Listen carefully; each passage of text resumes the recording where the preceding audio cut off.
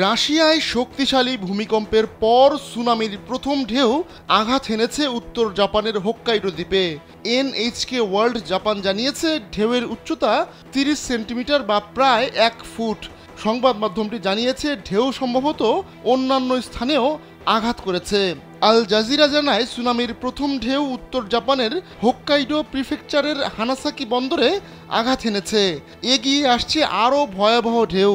প্রথম ঢেউ তুলনামূলকভাবে ছোট হওয়া সত্ত্বেও এনএইচকে ওয়ার্ল্ড জানিয়েছে সুনামির ঢেউ সাধারণ ঢেউর চেয়ে অনেক বেশি শক্তিশালী। 50 সেন্টিমিটার ঢেউ 200 কেজি বা 441 পাউন্ড পর্যন্ত শক্তি বহন করে এনেছে, যা একজন প্রাপ্ত বয়স্ককে আঘাত করার জন্য যথেষ্ট।